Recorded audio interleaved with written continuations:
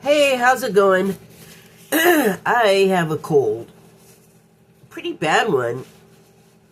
I was like out of commission for the past 2 days, but like I literally only got up to water my plant, feed my cat, and take my medicine. That's the only reason I got up. I was just sleeping. And it was a little hallucinatory, I have to say. So anyway, I took some notes because I just had some thoughts on my mind that I wanted to talk about. I can't see. Because I had written this piece, here it is, was feeling insecure because of experiences I wasn't having as described by a certain channel, YouTube channel. It was a perfect reminder of the reason not to compare with others. We don't all have the same facilities in life in the first place, like not even talking about psychic stuff. I mean, now I'm not. I was before. Kind of. But, I mean, just as regular people, we're all different. We're all good at something that the other one is not as good at or whatever. Like, we all have something we're good at is the point. So, we don't all have the same facilities in life in the first place. We each have uniqueness to us, and it may not look like what everyone recognizes. That's okay. They don't know what you can do that only you can. Something to remember. I just uploaded a piece to Substack called Practicing Dimensional Travel, and it's something I've talked about here, like changing your mind or your mood, like with deliberacy. You can like move yourself to another dimension. Like, I know it's not as exciting as watching the Flash vibrate his hand into a wall, but I mean, I think you don't immediately start off being able to do that. I think it's another one of those things where you just have to put in the practice and put in the effort and over and over and over again until people are tired of hearing you doing whatever it is. Like if it's basketball or drums or something.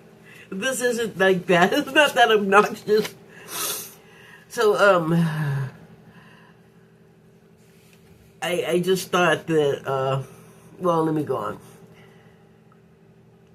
And I just uploaded a piece to Substack called Practicing Dimensional Travel. And from that, a surprising sequence of events followed. Followed as in my train of thought. There's definitely quantum thoughts and understandings I'm assimilating. I mean, I got this thing, we'll talk about it when I get it figured out, about quantum tendrils and how we can touch each other over distances and, well, I'll go into it more when I get it more figured out. But that kind of thing is on my mind. Like, I'm really wanting to understand, like, the quantum stuff, which is rich. I have no, like, math teacher, anything. Yeah. But whatever, I mean, I seem to be grasping something. So, anyway, where's the thing only you can do? Oh, I already passed that. Oh, right. So, quantum thoughts and understandings I'm assimilating. I'm sure it plays a role in so much we see and do all of the time and we're unaware. How does the cat dead in the box or not dead in the box sit with you? Have you considered it?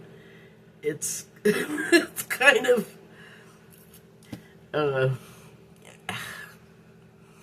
it's hard to explain. It's kind of crazy, I guess, for lack of another word real quick, but it's just hard to think of something in two states for some reason. Like, it shouldn't be that hard when the theorem is totally explained in the Schrodinger's cat theorem. But it is, though. It kind of breaks your brain to think about it. So, where is it? The latest ep of Strange New World, the Star Trek show, dealt with quantum instability. A state, that's the phrase they used in the show. A state that is both there and not there. Dead and not dead. The away team heads off into a mysterious ancient structure on a reluctant non-Federation planet. They don't have the resources to do the archaeology to figure out what's up with the structure. But what they don't tell the Star Trek people is the potential danger in the place. So, I guess I should have you look at my signs.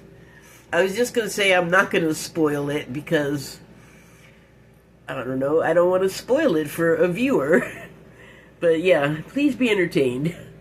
So anyway, am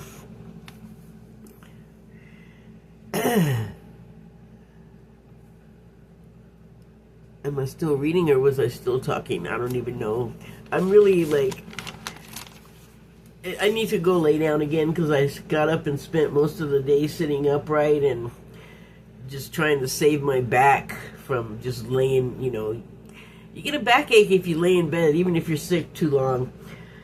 So yeah, reluctant non-Federation planet. So they don't have the resources on their own to go look at this place, but then they don't tell the away crew from Starfleet these dangers that they know are in there. And then the guy is like, doesn't speak the language, and he's all like, no say in the alien language, or he just looks at him like with his alien face that they put on him that's, not human.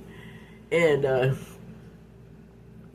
he doesn't tell him though, and so, but he doesn't really understand like what's going on in there. And the away team is lucky they figured it out because they could have just been stuck in there forever too.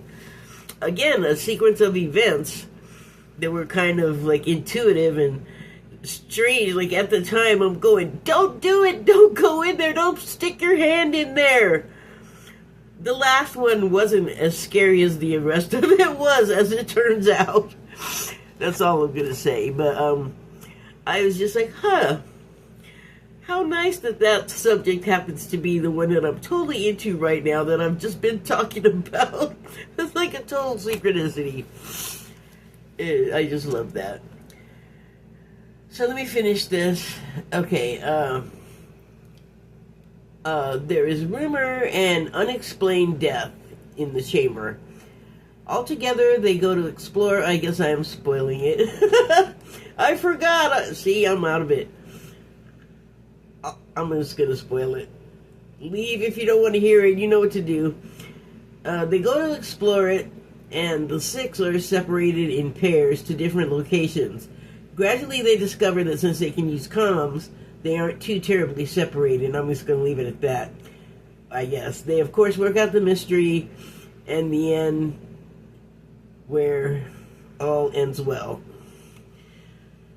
Almost all. Their native guide gets zapped by the doorway to the chamber because he panicked and ran before the way to avoid it got figured out.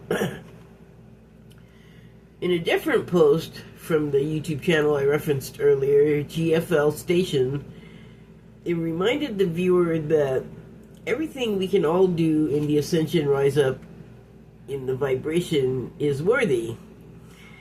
Oh, Rise Up in Vibration is worthy. No one is better than another. So, while I'm just talking about these weird little coincidence sort of things, last week, I think it was, I was talking about my Merkaba and how, like, it started out looking one way and then, like, and this has been over years, right? So, when did I first see it? 8 years ago? And then I don't see it like all of the time. I have to be in like a certain vibration, I guess, to see it like high enough that that is visible. I don't know how that works. It's probably quantum. But anyway, I had been thinking, I don't know why. It doesn't matter if I know why or not, apparently, because it came to mind that somehow I got caught up in this investigation of getting scammed. And I don't understand why. It's been going on for like a couple of years, and they were calling and calling and calling yesterday when I was like asleep, and I was barely even, I kept waking up and going, what is that? What is that noise? Because I'd wake up right when the ringing would end. And then I finally woke up enough to pick up my phone and look, and I saw like 6 calls from some number I don't know. And then I listened to the message, and it's like, oh my God, it's these investigation people again. Like, I had to think of it and make it happen. But the thing is like, I was talking to this woman, and she's like, yeah, we just need a little more information. And I'm like, what? And she's like, you know this guy? He gave me some name. And I'm like, lady, I have no idea what you're talking about. No, I don't know them. And like, they don't believe me. Like, they think that I'm like guilty of something. And she's all, you owe them $14,000. Actually, what I owe this bank or credit union is $1,400. And that is what was left over from $30,000 that I got. It wasn't me personally that got a bad check, but I was using my account, which I never wanted to do, to help with this. So ended up being a bad idea, and I kind of knew it was going to happen. But the thing was, is like, I asked the credit union way back at the time, I was like, do you want me to get direct deposit here back at your bank? Because I had left the bank, credit union. Because then, and I was like, you can garnish like $200 out of my check every month until you get paid back. And they're like, no, we don't want to do that. So they didn't want to do that I was totally voluntarily willing to do. They didn't ever send me to collections. They just want to have me in this investigation, and it was not what I wanted to hear when I'm feeling so poorly, because you know what happens at the end of investigations? Like, people go to jail. I don't want to go to jail. So they need to like send me to collections or something, or garnish my check, but to just treat me like such a criminal, and I hurt them so bad. My God, do they not have FDIC insurance? I had no insurance. I got screwed, and no one helped me. And I didn't go after the police or anything because I didn't think I was doing anything wrong. I still don't think I was doing anything wrong. But there again, like, I started to get mad because the phone woke me up. I wasn't ready. I'm sick. You know, and I didn't want to wake up, and the thing wouldn't shut up, and I was, like, kind of mad, and then I was okay at first, I was civil at first, and then the longer I talked to them, the more, like, upset I started to get because of what I just said. Like, are these people just out to get me? Like, what the hell? Like, what more do you need to know? How many times are you going to ask me, how many years in a row are you going to ask me the same things, and I give you the same damn answers? Like, I don't understand it, but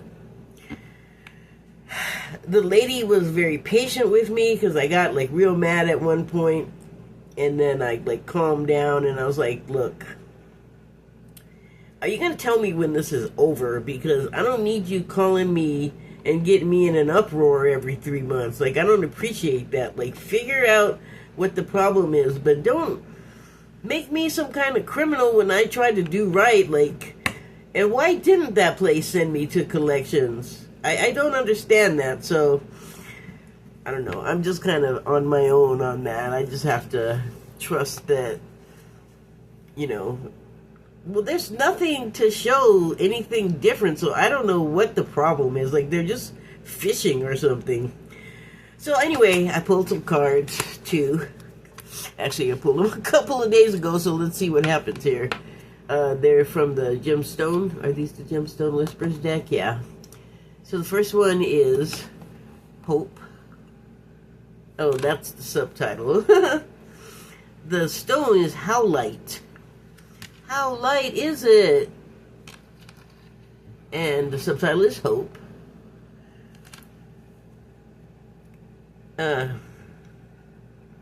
Interesting color scheme on that with the black veins. That's never good in a sci-fi, black veins. Okay, so the card reads, yesterday is history, tomorrow is a mystery. Solomon Grundy, born on a Monday. Yesterday is history, tomorrow is a mystery. Today is a gift of God, which is why we call it the present. Okay. Well, the present is really all we have, you know? I mean, you can, like, be thinking about the future or the past and drag yourself up and down in vibration doing that.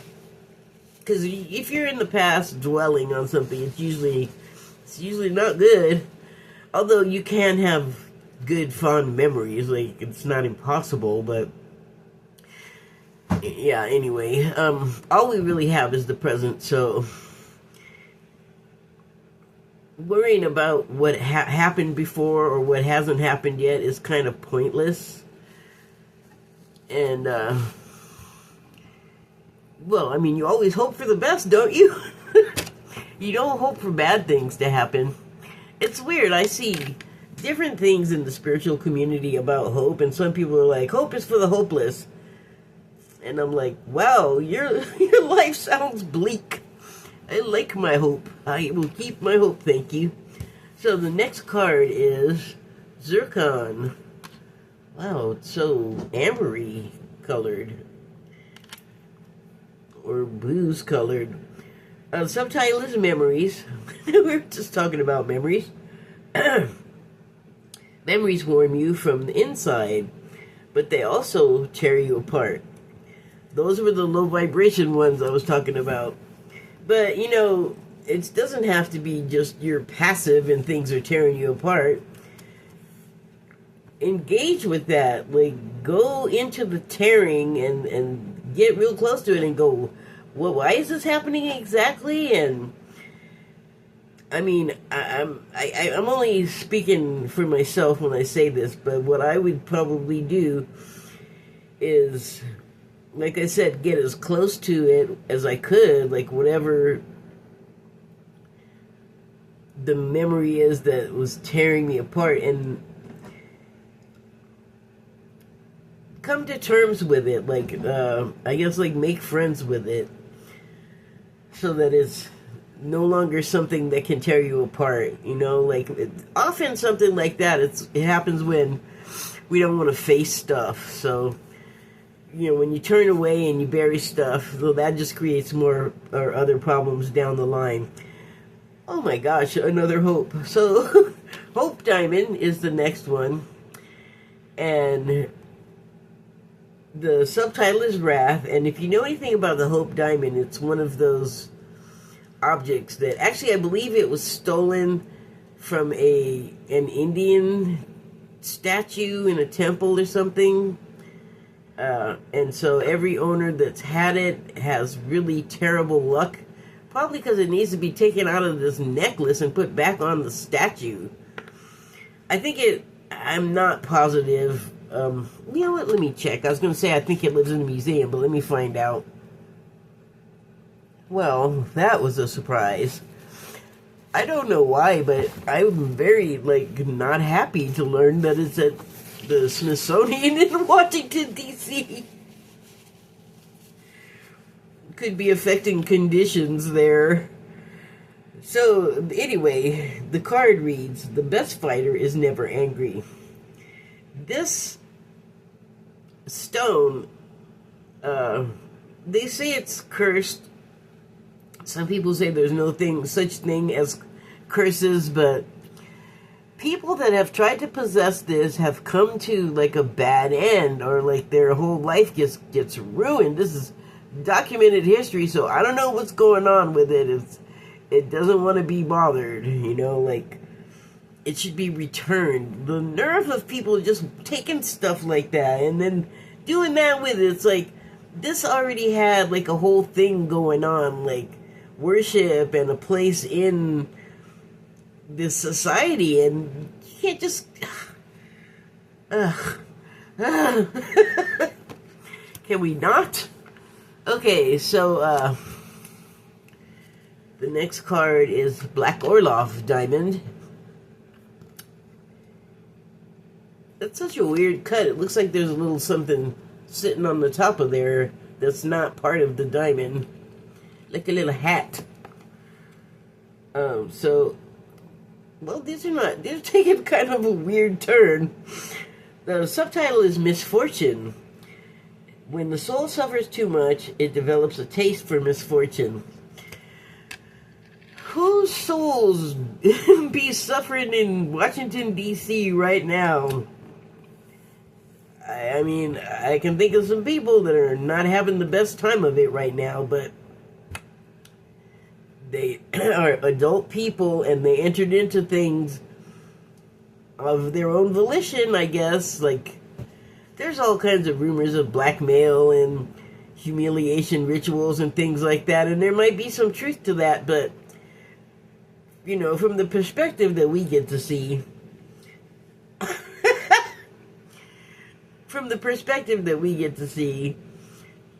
to me, it's looking like everybody over there, like the whole administration's going to be in legal trouble. I know you might not think that's the case, but I just feel like everything they're doing is totally crooked. I watch the news and I'm just all totally crooked, totally crooked. I can't stop saying it, totally crooked.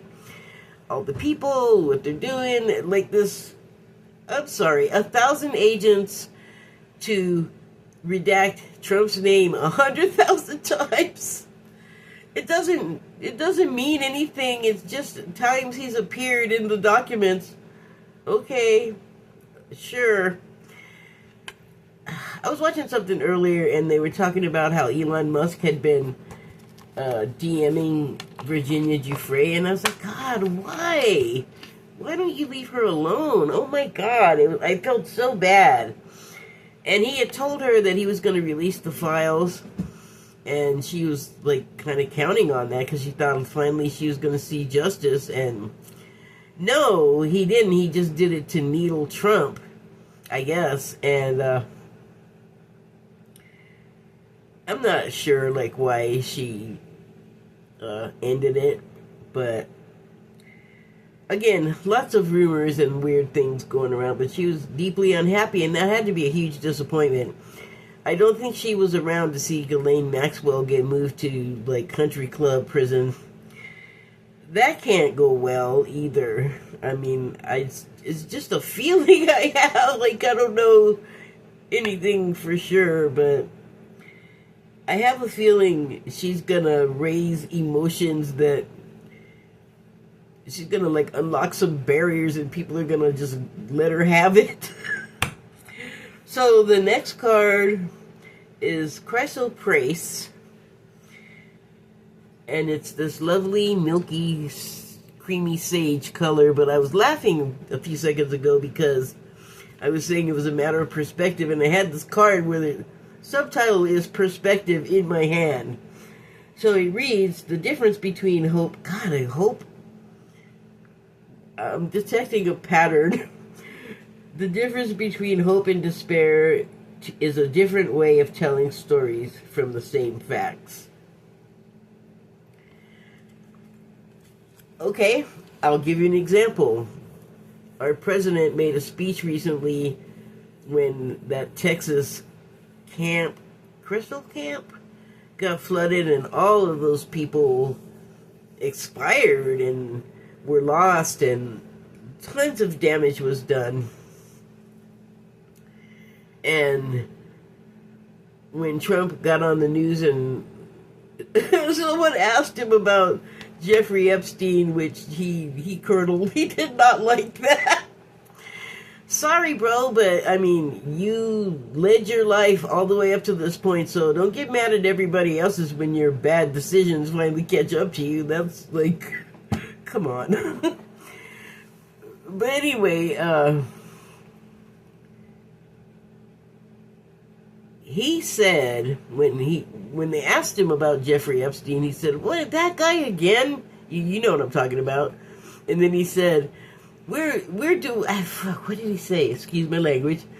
He said, we're doing so well, or one of those dumb ways he says it. We're doing tremendously well, or gains, or something like that. Like something that was just completely out of place to say in the circumstances, because what success was had. There was no FEMA because you got rid of it. And I don't know if it's going to pay for a ballroom or ICE retirement pensions or what, but this dude makes bad decisions. And then he also said, yeah, but it's terrible. Like, it's really terrible stuff is happening. Like, he couldn't, like, drum up a real, believable, I give a shit about these people and what happened, because he doesn't. Otherwise, he wouldn't have taken the legs out from all of the safety nets. Like, I don't get it. Okay, so I just wanted to check in and share my little moments with you. Like, don't get discouraged if you feel like you're not doing what other people can do or are doing. It could still come. It could still happen. So don't just, like, give up. Like, if you want more out of your mediumship, there's plenty of places online. My God, you could probably just enter mediumship into YouTube and get 60 different people there to help you with it. So, if that's what you want to pursue, great. Where was I going with that? I don't have a clue. I'm like dizzy now. Oh, and okay, so one last thing. I was wondering, I finally got barbecue after wanting it for like years, and then discovering the place is just like right up the road, but I don't get up that road very often, so I didn't realize it was there. So I got it, and I brought it home, and I was all happy, because I don't eat meat that often, but I wanted some brisket, damn it, and I ate it, and whatever. The next day I went to sleep, and then the next day I woke up sick. Like, okay, this is gonna be gross, but this is how serious this cold or whatever was. I was breathing, and I accidentally made a snot bubble in one nostril, and I was like, really? Just sitting here breathing. So I know that's gross, but that is where I was at. I think I'm doing a little better. But the other thing is I think I could have gotten the cold from my caregiver, because I rode in the car with him, and he said he felt like dog poo. But he didn't sound congested. He just looked kind of sad. But he must have taken medicine, which I don't have. I don't have decongestants and all of that. But it's fine. I don't think I want to take those anyway. But apparently I got his cold. But the thing is the morning after I had eaten the barbecue, like, my stomach felt like I had to puke sometimes, but not quite all the way, because I didn't. And I'm real glad, because I don't know where I would have put it, like in my sheet, unfortunately, and that would have been terrible. Like, wouldn't have wanted to clean that while I was sick. What the hell was I just saying? Oh, so yeah, stomach upset, and then also felt like it could go the other way too, and I was like, please no, I don't want to get up, and everything hurt. This was the main thing that I couldn't believe. I still have this, it's not as bad. The insides of my eye sockets are like burning my eyeballs. Like, that is weird. I've had lots of colds. I'm 61, but I never had that symptom before. I guess that's it. I have to go put myself to bed. Thank you and good night.